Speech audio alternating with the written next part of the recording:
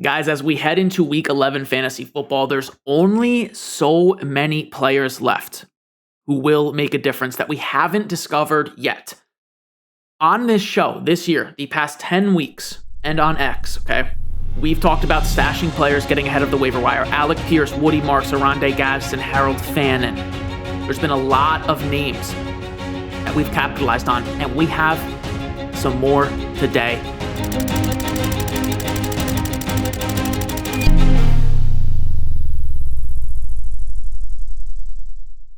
Let us begin with Luther Burden. Finally, in week 10, we saw a true expansion of the role. 49% of snaps, 3 targets, 3 catches, 51 yards. He is averaging 17 plus yards per catch, guys, since week 3. Okay, that was that big Dallas play, the flea flicker.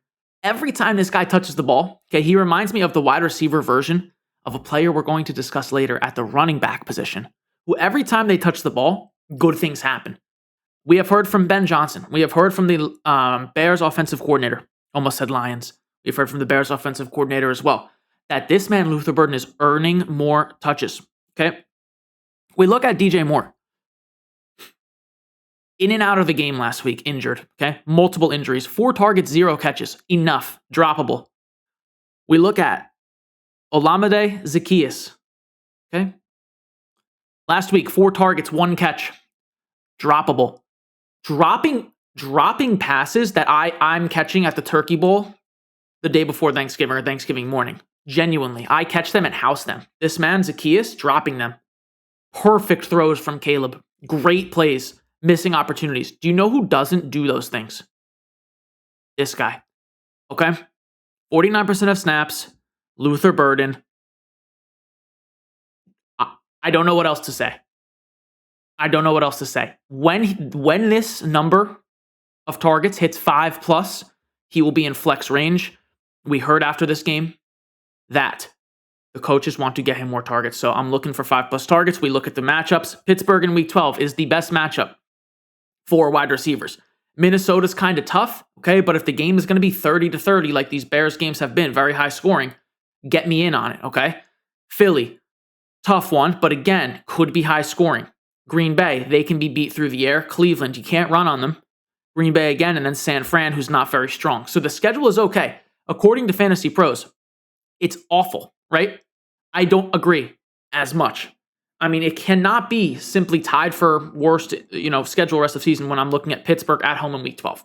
Automatically, there's value considering some of you have 4 games left in your season, right? If you don't make playoffs, you need these matchups. So he gets 5 targets this week. He's in lineups next week as a flex versus Pittsburgh. All right, next player is Bhayshul Tuten. So we're going right back to Tuten here, okay?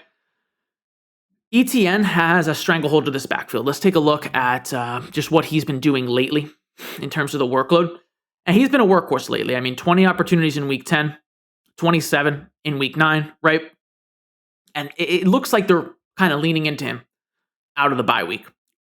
Now, Travis Etienne, right here, signed jersey. Love the guy. Okay.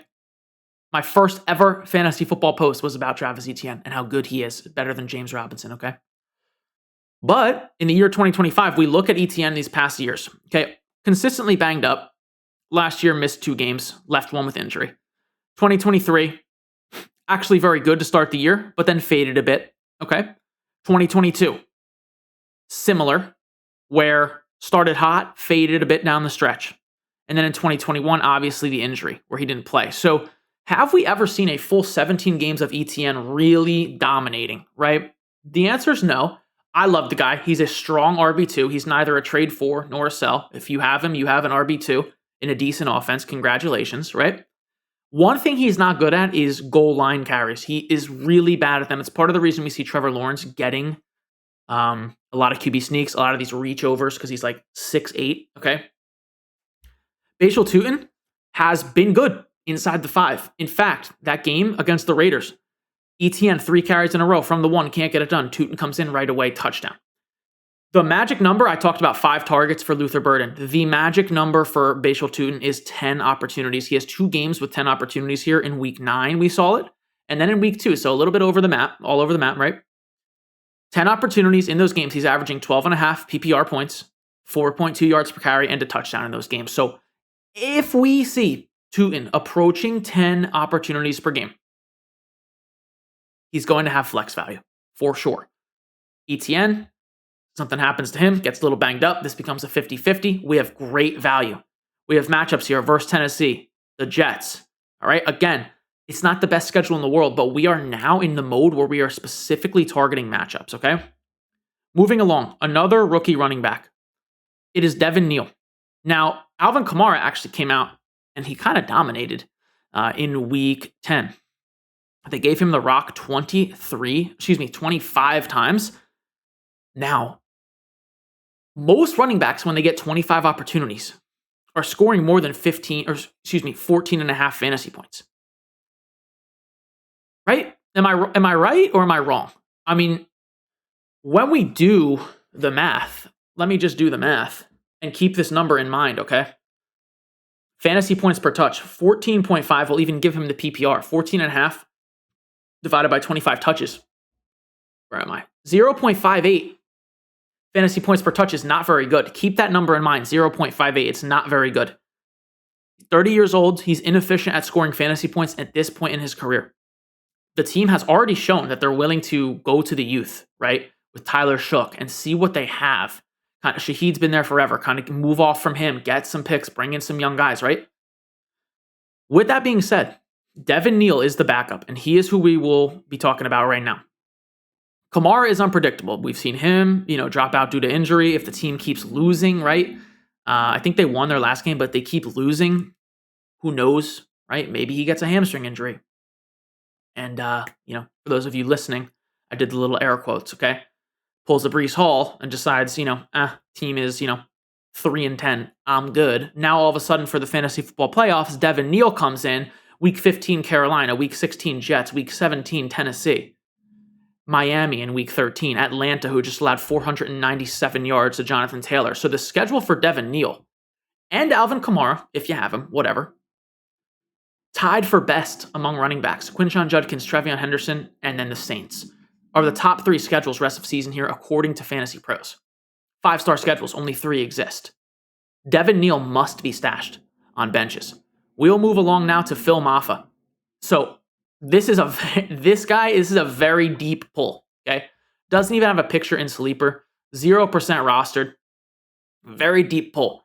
When we look at real quick, let me go back to Neal. He's a 3-down guy. A lot of guys think he's not capable of that. He is. 5,000 plus rushing yards and 50 plus touchdowns at his career in Kansas.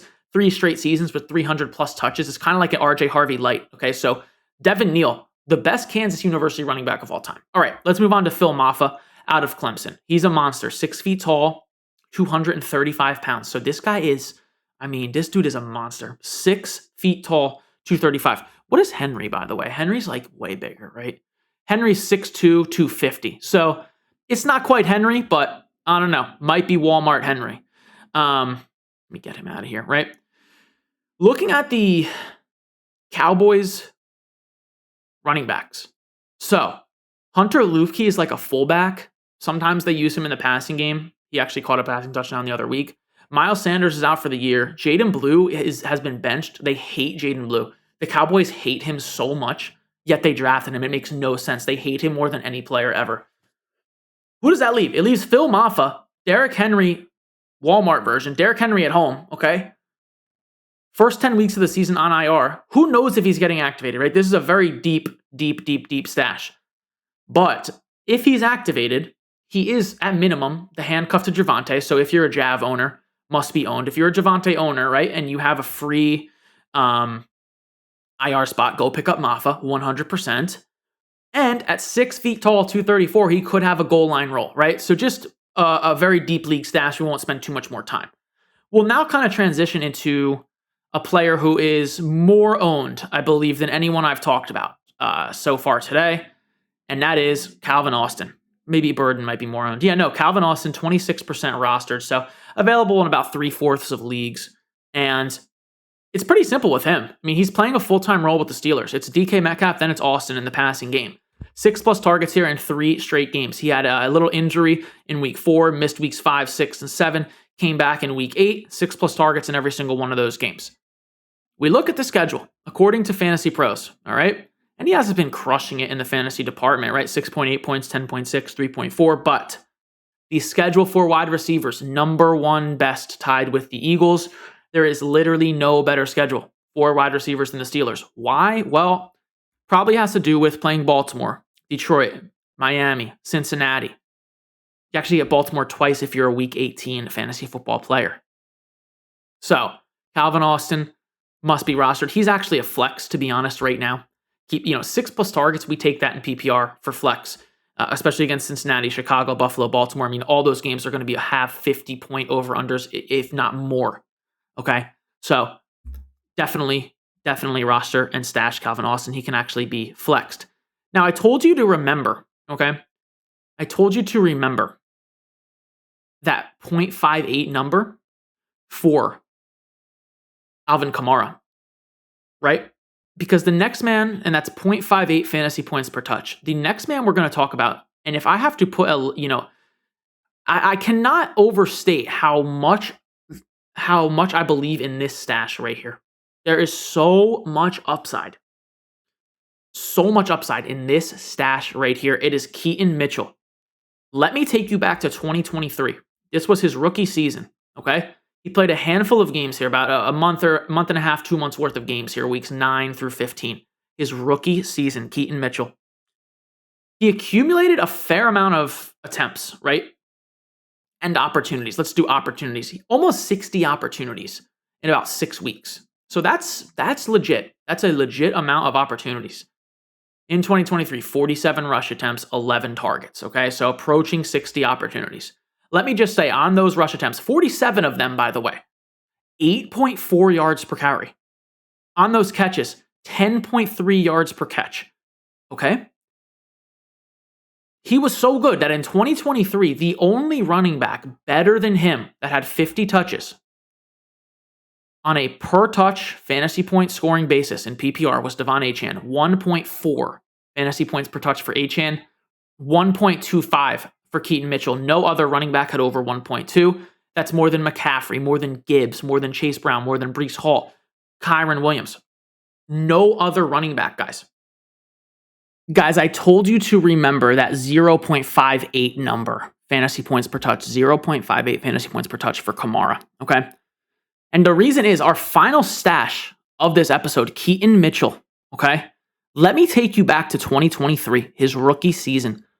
Almost 60 opportunities. He played meaningful snaps, right? Never has seen over 50% of snaps in a game, but weeks 9 through 15, floating around that 1/3 of snaps, managed to accumulate, again, this is 2023, managed to accumulate 58 total touches.